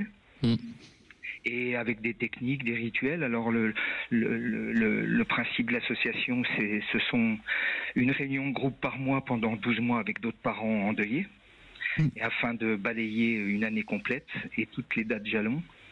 Et puis on se parle entre nous aussi, parents. Et donc c'est une association qui fait un travail. Mais à un moment donné, Hubert, on peut aussi l'avoir apprivoisé, l'absence. C'est-à-dire que pour l'instant, vous avez besoin d'aller... Mais peut-être qu'un jour, vous serez... Moi, je pense notamment à Agnès Léby, qu'on connaît parce que c'est une auteure à succès, qui a perdu son fils et qui aujourd'hui est en joie parce qu'elle a mis de l'amour dans cette perte. Et je crois que c'est, encore une fois, c'est ça la solution, vous voyez. Mais j'entends que d'une certaine manière, vous allez bien malgré ce handicap, puisque je crois que oui, perdre un enfant, c'est un handicap. Mais peut-être qu'à un moment, vous pouvez remplir votre cœur d'amour. Peut-être que c'était son chemin de vie et que c'est comme ça. Et il ne faut pas en vouloir à la vie, il faut au contraire la célébrer, la vie. Vous aviez fait une fille merveilleuse, elle part en pleine force de l'âge, et puis bien sûr que il y aura toujours ce regret de ne pas l'avoir vue faire sa vie, hein. Mais c'est aussi ça, quoi. La vie, c'est le beau côté de la vie qu'il faut voir.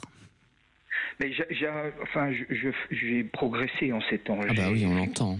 Là, on entend qu'il y a déjà un travail qui a été fait. Hein. C'est très perceptible dans votre langage. Ah bah oui, parce que pour commencer, j'ai perdu la voix pendant 3 mois. Donc, bien sûr. Je suis resté sans voix, comme on dit. Donc là, je m'exprime.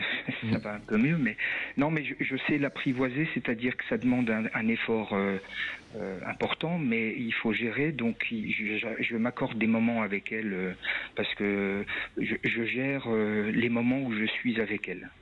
Et donc il y a comme une partie de mon cerveau que j'ouvre de temps en temps, je pense à elle, je pense à des bons moments, et puis ensuite je referme cette partie-là et je travaille, je socialise, etc. Mais après cette association, j'ai eu le besoin de retourner voir un psychiatre pendant 4 ou 5 séances pour parler surtout de moi cette fois, parce qu'on parlait plein d'enfants et j'avais envie de parler de moi. Et au bout de 4-5 séances, je lui ai dit cette phrase, je crois que j'irai jamais mieux que ça. Et paradoxalement, elle m'a fait du bien cette phrase. Mais pourquoi vous iriez jamais mieux ? Pourquoi vous ne serez pas un jour en joie ? Parce que je suis amputé. Mais oui, mais vous savez, quand on est, par exemple, on se retrouve avec un handicap grave après un accident de moto, on met parfois 2 ans à accepter, et puis à un moment donné, on accepte. Et je crois que quand je parlais d'amour, c'est ça, c'est d'accepter ce que la vie vous apporte et ce qu'elle vous enlève, quoi. Je suis assez en paix avec ce qu'elle m'a enlevé maintenant. Oui, mais j'entends bien.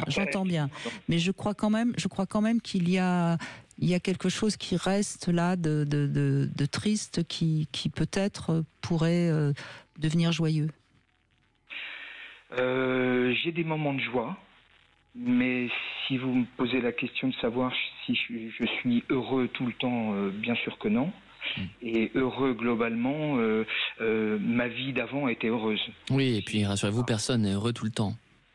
Non, ça c'est impossible. Voilà. Non, mais j'ai eu une vie heureuse avant et je considère que c'est presque une autre vie qui Ah bah ça c'est certain. D'où voilà ce que j'expliquais de la renaissance, c'est-à-dire que vraiment cette mort. Et puis et voilà, il est, vous l'avez nommé sans le nommer, mais quand on perd son mari ou sa femme, on est veuf ou veuve. Quand on perd ses parents, on est orphelin ou orpheline. Mais quand on perd un enfant, il n'y a même pas de lexique pour définir ce cataclysme dans une existence humaine. Vous faites l'existence d'un cataclysme dans une existence humaine. Peut-être un jour vous vous en relèverez d'une certaine manière, peut-être pas. Peut-être que vous ne vous en relèverez jamais. On ne peut pas le savoir, mais ce que nous savons, ce que nous entendons, c'est que vous luttez, et je l'entends avec une immense humanité, quelque part, à la fois pour honorer sa mémoire et pour honorer aussi les vivants et les enfants qui sont encore autour de vous et les gens que vous aimez. Ouais. Bien sûr. Alors on utilise entre nous dans cette association le terme désenfanté. Désenfanté, oui. Catherine Audibert l'utilise aussi, je sais, elle a travaillé sur ce sujet. Et Christophe Fauré aussi. Voilà, tout à fait. Oui, je pensais à lui aussi. Oui. Vous avez un sacré courage, vous savez, Hubert. En tout cas, merci de votre témoignage, parce que malheureusement, dans tous les nombreuses personnes qui nous écoutent, certainement que ça parle à quelqu'un, et qui n'est peut-être pas, qui n'a peut-être pas encore fait tout ce chemin-là. Donc merci pour. Belle générosité, Hubert. Merci infiniment. Oui, parce que c'est un deuil qui met mal à l'aise les gens.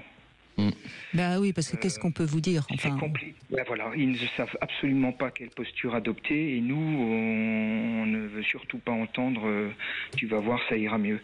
Et donc, c'est compliqué pour les gens de l'extérieur. Oui. Merci beaucoup. En tout cas, merci de m'avoir accueilli. Merci je vous en prie, Hubert, merci à vous. On fait une petite pause, on se retrouve avec justement Pascale Brion, qui est l'autrice de ce livre « Quand la mort est traumatique », qui est donc un petit peu ce qui m'a donné l'idée de faire cette émission, qui je crois est nécessaire. On se retrouve dans un instant. Vous voulez parler à Brigitte Lahaie, 0826 300 300. 14h-16h, Brigitte Lahaie, Sud Radio. Samuel Doc est avec nous. Vous êtes psychologue, clinicien, psychanalyste et auteur de nombreux livres. Je rappelle aussi les chemins de la thérapie. C'est aux éditions Flammarion, dans lequel vous tordez un petit peu le cou aux idées reçues qu'on peut avoir sur la thérapie, justement. Nous allons en parler de ce sujet douloureux avec donc du deuil avec Pascale Brion qui nous a rejoint. Bonjour Pascale. Bonjour. Merci d'être avec nous. Vous êtes l'autrice de ce livre « Quand la mort est traumatique », c'est aux éditions de l'Homme. Dans ce livre, vous parlez surtout des deuils traumatiques, on va en revenir, mais je voulais démarrer notre entretien sur cette magnifique phrase de Victor Hugo dont vous parliez il y a un instant, Samuel Doc, hors antenne. « Les morts sont les invisibles, mais ils ne sont pas les absents ». Je trouve ça très beau, très juste, et dans les témoignages qu'on a depuis 14 heures, c'est un peu le message qu'on a essayé de passer, hein, Samuel. Absolument. Alors vous parlez des deuils, donc des deuils soudains, des deuils contre nature. On pense évidemment aux gens qui ont perdu un proche, par exemple dans les attentats du Bataclan. On pense au suicide, on pense aux accidents. Et j'ai noté une phrase aussi dans votre livre, quand il y a une image qui nous hante. Et je pense notamment à un deuil d'accident, quand on est à côté et qu'on voit l'être cher qui meurt pratiquement dans nos bras. Ça doit être en effet des deuils beaucoup plus difficiles, non ? Oui, Pascal. Oui, tout à fait. Bien, en fait, oui, bonjour.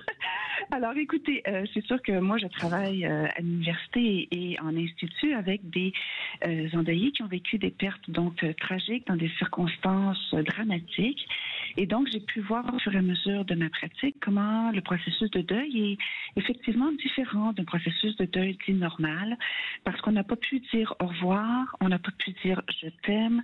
Et ce deuil, donc, ces symptômes de deuil, de déchirement, presque de blessure d'attachement, en fait, est très, très associé aussi à des symptômes post-traumatiques, parce que j'ai pu assister à un événement qui était non seulement contre nature, nature, comme vous l'avez bien dit, mais aussi qui était imprévisible, qui intégrait des éléments qui étaient contre ce que je considérais juste et bien dans le courant de la vie.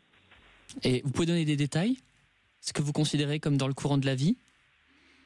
Des exemples? Bien, en fait, oui, tout à fait. Donc, ce qui est juste, en fait, c'est, bien, je peux voir mon grand-papa qui a vécu une belle vie, qui s'éteint entouré de ses proches dans un lit d'hôpital, alors que j'assiste maintenant, quand j'ouvre la porte et que je vois le cadavre de mon fils qui s'est enlevé la vie, avec donc une espèce d'aspect intentionnel, peut-être, arbitraire, contre nature, parce que c'était une personne qui était en pleine santé, qui est décédée et qui a décidé de mettre fin à cette vie. Donc effectivement, ça vient non seulement bousculer évidemment tout ce que j'avais avec cette personne, cette relation que j'avais avec elle qui s'est abruptement terminée sans que je puisse dire au revoir, sans que je puisse dire je t'aime, mais aussi ça bouscule complètement ma conception de la vie, de ce qui devrait être juste, de ce qui devrait être dans l'ordre des choses, et ça rajoute probablement des scènes de mort qui sont difficiles à digérer et que nous devons alors en thérapie pouvoir maximiser la résilience en fait des endeuillés qui viennent nous consulter. Et justement, on vient d'avoir Hubert qui témoignait de la mort de sa fille, hein, donc là on est réellement aussi dans quelque chose contre nature, hein. On peut se remettre, vous pensez vraiment, de la mort d'un enfant? C'était un peu le sujet de cet échange. Bien, en fait, c'est toujours la définition de se remettre qu'il faut d'abord préciser. C'est-à-dire que nous travaillons à faire en sorte que ce deuil puisse nous accompagner toute notre vie, mais de façon moins douloureuse. Et donc, c'est beaucoup moins de dire, bien, je vais mettre ça derrière moi dans mon passé et maintenant, je l'oublie totalement. C'est plutôt de dire comment est-ce que ce deuil peut m'accompagner en faisant partie de moi, comme tous les événements douloureux, les événements traumatiques de notre vie, mais de façon à bâtir un futur qui est beaucoup plus bienveillant, qui est plus doux, plus serein et qui m'empêche moins de pouvoir m'auto-actualiser, c'est-à-dire qui ne m'empêche pas de poursuivre mes objectifs de vie, de me développer, de viser peut-être même une croissance post-traumatique. Alors, ce sont tous des thèmes que nous travaillons à l'Université du Québec à Montréal, où je suis professeure, ou avec mon laboratoire de recherche, trauma et résilience. On a aussi actuellement un projet de recherche pan-canadien qui étudie des parents qui ont perdu des enfants par assassinat. Et donc, on va essayer d'identifier justement les processus qui peuvent permettre de mettre donc ce deuil à côté de nous, qui contribue à ce que l'on est, mais qui ne nous empêche plus de pouvoir viser un avenir qui peut être plus serein. Et c'est d'ailleurs c'est pourquoi nous n'utilisons pas le terme « acceptons la mort ». On va plutôt utiliser, parce qu'en français, on a encore cette dimension d'acceptation qui est très associée à une approbation. C'est très difficile de pouvoir dire à des proches, vous devez accepter le suicide de votre être cher. Bah vous oui, devez c'est impossible. accepter l'homicide. Voilà. Et alors, quel mot vous... d'approbation. Et quel mot vous mettez à la place, alors? Alors, on va plutôt utiliser, est-ce qu'on peut se résigner? Est-ce qu'on peut... Oui, toujours la fameuse résilience. Est-ce qu'on peut se résoudre? Oui, mais je tique un peu juste sur puisque vous parlez du vocabulaire, je me permets, puisqu'ici on est vraiment une émission où on ose un peu être polémique. Ce qui m'embête un peu dans votre propos quand vous dites que voilà, il faut refuser ce terme d'accepter, c'est le vocabulaire que vous utilisez. Vous parlez de maximiser, vous parlez d'optimiser, vous parlez de croissance, vous parlez d'autopromotion, et je suis surpris que vous utilisiez un vocabulaire qui est à ce point proche de celui du néolibéralisme, et tout à coup j'ai peur en me disant tiens, est-ce qu'il faut se déshumaniser à ce point? Est-ce qu'il faut devenir rentable, performant, brillant, jouissant pour surmonter la peur ou la douleur d'un être cher? Vous comprenez? Votre vocabulaire me fait réagir. Non. Je me dis oh mon Dieu. Non, pas du tout. Non, je pense que ce qu'on est en train de voir ici, c'est comment est-ce qu'on peut être toujours dans ces séances thérapeutiques qui sont si touchantes et si émouvantes avec nos patients. Comment est-ce qu'on peut les aider finalement à pouvoir atteindre et non pas dans une option de performance ou de perfection ou de rentabilisation, pas du tout, mais plutôt de dire, est-ce que je peux finalement ne plus oublier de rêver et me permettre quand même de penser à cet avenir que je considère maintenant bouché, cette vie où j'ai l'impression qu'on m'a arraché quelque chose qui était proche de mon sens, de mon identité. Est-ce que je peux la retrouver et oser de nouveau rêver ce que je peux être, ce que j'aimerais être. Et ça fait partie de cette équipe finalement qu'on constitue en thérapie pour pouvoir recommencer ce processus de rêve qui est complètement bloqué chez nos endeuillés. Oui, c'est très fort. Cette singularité de la rêverie, c'est ça, effectivement. Ça, vous voilà rassuré, Samuel. Oui, j'avais trop peur là. En tout cas, dans ce livre, vous donnez beaucoup de conseils pratiques. Il peut aider certaines personnes qui sont peut-être dans qui ne sont pas encore résilients, justement. Donc, je vous invite. Mais en fait, on ne veut pas qu'ils soient pas résilients ou résilients. En fait, on veut les aider dans ce cheminement. En fait, ce livre a été conçu comme un petit livre de chevet pour les accompagner dans ce processus qui est douloureux de deuil. Est-ce qu'il peut être un accompagnateur, un facilitateur de leur processus? Est-ce que quelquefois il peut être un peu lumineux? Parce que quand on vit un processus de deuil, on est beaucoup dans la noirceur, dans la douleur, dans la souffrance.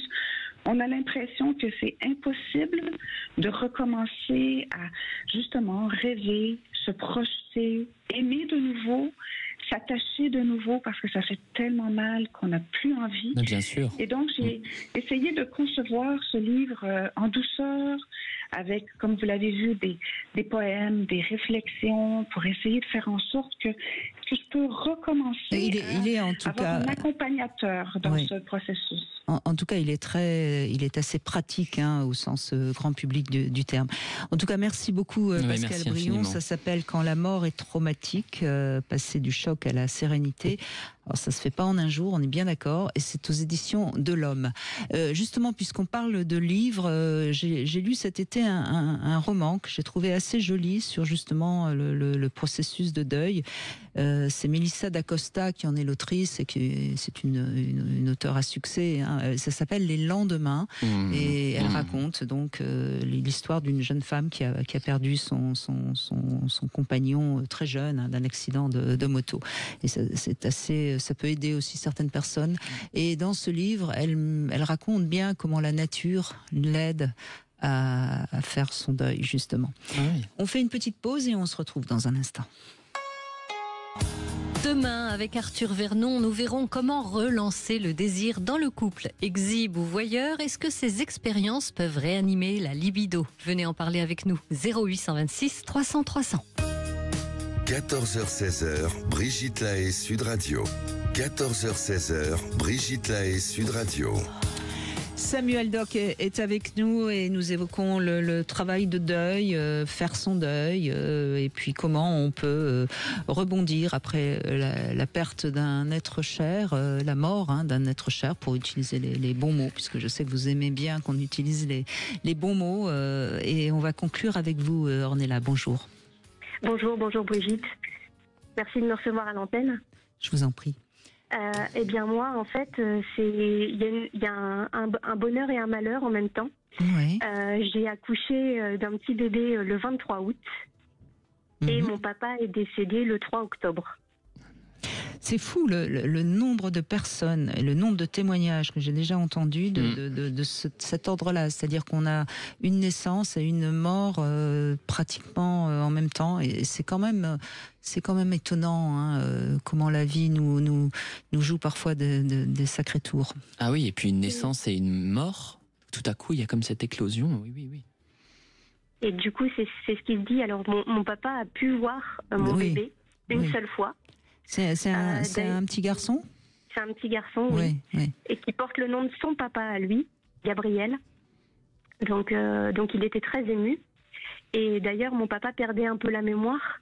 Donc en fait, il l'a vu 2 fois sur la même journée. Et quand il l'a vu l'après-midi, il ne se rappelait plus l'avoir vu le matin. Oui. Donc ça lui a fait 2 moments de bonheur sur la même journée. Et vous savez ce qu'il m'a dit? Il m'a dit, je peux m'endormir heureux après ça. Oui. Et 2 jours après, mon père s'est éteint dans son sommeil. Et pourtant, je suis désolée, je suis un petit peu émue. Mais bien sûr, oui. Quand je vois mon fils, souvent je pense à mon papa et je voudrais lui raconter ce que je suis en train de vivre. Mais vous pouvez lui raconter, même si pour l'instant, évidemment, il ne comprendra pas les mots, mais il comprendra quelque chose. Vous pouvez lui parler. C'est pas... Parler à mon fils de mon père? Oui, bien sûr. Oui, absolument. Si ça vous fait du bien, ça lui fera du bien. Dites-vous bien une chose, quand on parle à son bébé, si ça nous fait du bien de lui parler, même si c'est des choses tristes, ça fait du bien au bébé. Parce qu'il y a quelque chose de l'ordre de l'émotion sincère, et donc c'est un fluide qui passe bien. Oui, et Ginette Rimbaud, que j'ai cité un peu plus tôt dans l'émission, explique bien que voilà, il y a une compréhension, ça passe aussi par un senti.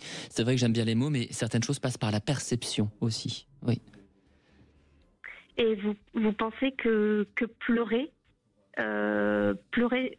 fait du bien dans ces cas-là? Enfin, pleurer avec l'enfant, oui. Ah oui, alors attention, parce que l'idée aussi, c'est il faut faire très attention à ça. On parle des dépressions, des dépressions de la mère. Si vraiment vous vous sentez envahi par un affect qui est très douloureux, qui est très engloutissant, là, il convient vraiment de pouvoir vous faire aider, parce que tout ça peut avoir aussi de grandes conséquences à l'âge adulte. Je le dis de façon très directe. Je pense qu'aucune discipline mieux que la psychanalyse n'a été capable de montrer ça.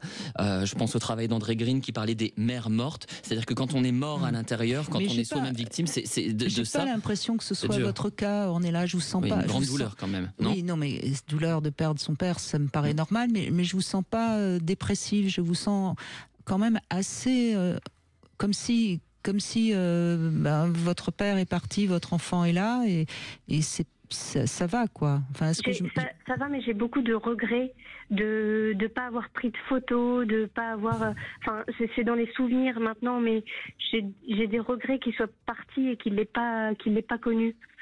Mais vous vous sentez envahi par ces pensées? Vous y pensez beaucoup? Vous diriez que ce sont des ruminations? Peut-être pas des ruminations, c'est peut-être un peu fort, comme le dit Brigitte. Ouais.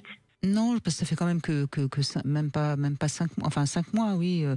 Mais c'est frais, bien sûr que la blessure est fraîche, mais c'est rien. Hein, mais les bébés sentent, les dépressions, les états, de douleur et ouais. Non, est-ce que vous êtes aussi en joie quand vous êtes avec votre bébé, Ornella? Oui. Bon, donc c'est ça qui me laisse à penser que vous êtes triste, c'est normal. Que vous ayez besoin de pleurer, c'est même bon signe. Ça prouve que vous êtes vraiment dans un deuil qui fonctionne. Donc tout ça est normal. Vous pouvez parler à votre bébé. Maintenant, si vous avez vraiment envie de pleurer, il vaut mieux pleurer dans les bras de votre mari ou d'une amie qu'avec votre bébé. Oui, d'accord, je comprends. Est-ce qu'on arrive à mettre un temps sur le deuil? Est-ce que non. Moi, vous savez ce qu'on disait un petit peu plus tôt, c'est-à-dire que cette approche normative du bon deuil et du mauvais deuil, elle n'est pas intéressante. Elle n'est pas intéressante parce qu'elle enferme et qu'elle empêche de penser. Essayez plutôt de réfléchir en termes d'espace. L'espace que ça va prendre dans votre existence, les pensées, le chagrin, les activités que vous pouvez faire. Est-ce que cette mort, ce décès, est-ce qu'il envahit l'espace? Vous voyez, le temps a bien moins d'importance que ce territoire que la mort occupe. Et ça permet déjà de réfléchir différemment la différence entre deuil normal et deuil pathologique. L'espace que ça prend dans votre cœur, dans votre esprit, dans votre cœur. Il y a une fête à côté. J'entends, c'est un peu bizarre. Oui, non, je crois que c'est mais encore une fois, je sais pas, votre mère était encore avec votre père? Non, Non, ma mère n'était plus avec mon père, mais pourtant ils étaient très bien séparés, mes parents. Ils se sont jamais aussi bien entendus une fois séparés. Donc elle était là aussi pour l'accompagner. J'entendais tout à l'heure un témoignage d'une dame qui parlait de la perte de sa maman, qui l'accompagnait jusqu'au bout. Nous on l'a accompagnée aussi jusqu'au bout. Parce que c'est avec elle que vous pouvez aussi beaucoup parler, pleurer. C'est possible, ça aussi. C'est vrai que je me dis aussi de profiter des instants avec mon bébé et elle. Et je réalise qu'elle ne sera pas là éternellement et qu'il faut qu'elle profite, elle. Alors, Ornella, que ce deuil que vous êtes en train de traverser vous permette de comprendre à quel point la vie est précieuse et qu'il faut profiter de chaque instant, parce que de toute façon, c'est très court. C'est exactement ça. Et si vous avez ce message-là, si c'est ça votre philosophie en ce moment, ça veut dire que vous êtes sur le bon chemin et que tout va bien. D'accord. Mais ça fait du bien de l'entendre. Mais autorisez-vous tout de même, vous voyez, autorisez-vous tout de même, et j'insiste sur ce point et sur la symbiose mère-enfant, ce que Julia Kristeva appelle la reliance. Autorisez-vous. Si jamais vous avez le sentiment que ça prend trop de place en vous, cette douleur, ce chagrin, que ça s'étend, autorisez-vous à un moment donné à prendre audience auprès d'un psychiatre ou auprès d'un psychologue. Prenez une séance et vous verrez bien ce qu'il vous dit. Demandez un point de vue extérieur de quelqu'un qui pourra avoir un regard clinique sur ce que vous vivez et vous aidera à différencier ce qui serait de l'ordre de la tristesse de ce qui serait de l'ordre de la mélancolie véritable. Vous voyez ? Autorisez-vous, ça va vous déculpabiliser, ça va vous libérer. On dit dans le doute, abstiens-toi. Je crois qu'en matière de consultation, il n'y a rien de plus faux. Si vous en éprouvez le besoin, hein, c'est pas. Oui. Mais sinon, je crois que vous êtes, ça va. Ça me semble clair. Merci beaucoup. Merci infiniment. On est là pour cette belle clôture. Et puis on va conclure avec Cathy qui vient de nous rejoindre. Bonjour Cathy. Oui, bonjour. Je ne sais pas si j'ai fait une erreur, Brigitte, parce que moi, il ne s'agit pas d'un deuil physique, il s'agit juste de me séparer de ma fille parce que les médecins me l'ont conseillé. Oula. Parce que votre fille est toxique. Très gravement malade. Parce que ma fille est violente avec moi verbalement, très violente avec moi suite à une situation de divorce entre son père et moi. Et ça devient ingérable pour moi. Et voilà. Quel âge elle a ? Elle a 30 ans. D'accord. Et son père est pervers Écoutez, c'est la question que je me pose et j'arrive pas du tout à adhérer à cette idée, même si pour autant, en face de moi, c'est ce qui me semble que tout le monde me dit. Si son père est pervers, il est fort probable qu'elle le soit et ça expliquerait qu'elle soit toxique. C'est pour ça, je fais un petit raccourci, mais encore une fois, j'ai pas de preuve de ce que je dis. Hein, c'est juste une analyse comme ça par rapport à ce que vous nous dites. Écoutez, si on vous dit que votre fille vous fait du tort et vous fait du mal, il est évident qu'il faut vous protéger. Ce qui ne veut pas dire... Ouais, mais j'ai du mal... Quel médecin peut conseiller à quelqu'un de couper un lien ? Là, pour le moment, c'était un médecin généraliste. Ah bon ? Ils sont pleins de bon sens quand même parfois nos médecins. Mais c'est un peu... Non mais attendez, il n'est pas question de faire comme si votre fille était morte là en l'occurrence. Non, on est d'accord. C'est de la mettre à distance pour vous protéger, de sa méchanceté en quelque sorte, si je comprends bien. Mais j'arrive pas, si vous voulez, à concevoir que mon ex-mari et puis ma fille puissent fonctionner comme ça en face de moi alors que je fais rien pour... Mais parce que Cathy, vous n'avez pas fait des études de psychologie et c'est donc normal que vous ne puissiez pas le concevoir puisque vous pensez que les gens fonctionnent comme vous. Et vous êtes quelqu'un de gentil, qui a le respect de la famille, des gens qu'on aime, et donc ça vous paraît impensable. On me dit tout le contraire tout le temps. Je suis méchante, je suis folle. Non, mais c'est pas tout le monde. C'est votre fille qui vous dit ça. Oui, c'est vrai. Oui, c'est vrai.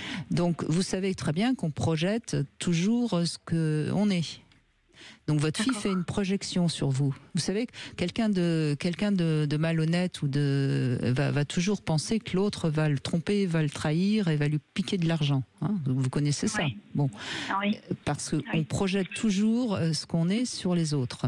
Sauf quand on a fait un très très grand travail, mais il n'y a pas grand monde qui l'a fait ce travail. Hein. Donc votre fille, elle est méchante et elle projette que vous êtes la méchante. D'accord. Et donc pour me protéger, je ne sais pas quand est-ce qu'elle va revenir dans ma vie ou pas. Et moi, ça me fait beaucoup de mal. Et du coup, je m'isole, quoi. Ah oui, mais attendez, là, je vais avoir quand même un peu de nuance. Vous n'êtes obligé à rien. Vous voyez bien, aujourd'hui, on a eu une émission où on a parlé à des personnes qui regrettaient d'avoir perdu leurs proches et qui en souffrent terriblement et je pense que c'est pour ça que vous nous appelez dans le fond, Cathy. C'est que vous avez peur, qu'il y ait cette fin. Bah oui, parce que vous avez peur qu'il y ait cette fin du lien, alors que vous avez l'air de l'aimer, votre fille, et ça se passe pas bien. Pour l'instant, peut-être que la vérité, si je puis dire. Bah oui, je comprends. Alors faites-vous accompagner sur ce sujet par quelqu'un d'autre qu'un médecin généraliste qui s'improvise psychiatre, et demandez conseil, faites-vous épauler dans ce processus-là par une personne neutre, extérieure, et peut-être que cette personne vous donnera d'autres manières de communiquer différemment avec votre fille pour pas que ce soit un adieu définitif. Cathy, mais je peux pas communiquer. Cathy, pour l'instant, voilà. Vous avez le droit d'aimer votre fille telle qu'elle a été quand elle était votre bébé, votre petite fille, votre jeune fille. Aujourd'hui, vous êtes face à une adulte qui a envie de vous détruire parce qu'il y a quelque chose de mauvais en elle. Et ce quelque chose de mauvais vient certainement du père. Hein. Vous savez, un enfant, c'est à la fois le père et la mère. Et donc, c'est la part du père qui vient vous détruire. Et donc, vous avez raison je crois que vous avez raison de vous protéger, mais ça ne vous empêche pas de continuer à aimer la fille que vous avez eue. Vous comprenez ? Hein? Donc dites à votre fille, quand vous êtes toute seule face à une photo d'elle, dites-lui: je t'aime ma fille, je suis toujours ta maman, tu pourras revenir quand tu veux. Et puis par rapport à cette femme qui est devenue une méchante femme, eh bien vous vous protégez, vous évitez de la voir. Voilà. D'accord ? Oui. Il faut faire malheureusement la part des choses entre votre fille et cette femme. Je suis d'accord. Comme s'il y avait une part de démon qui soit en elle, et c'est certainement la part du père. Oui. Bon courage, Cathy. Oui, bon courage, Cathy. On fait non, on fait pas une petite pause. On se retrouvera demain avec Arthur Vernon. On va parler du voyeurisme et de l'exhibitionnisme. Et bravo, on l'a atteint, ce million d'abonnés sur YouTube, je crois. Il me semble. Bonne nouvelle. Et je vais donc les laisser en compagnie de Alexandre pour C'est votre avenir. 14h-16h, Brigitte Lahaie, Sud Radio.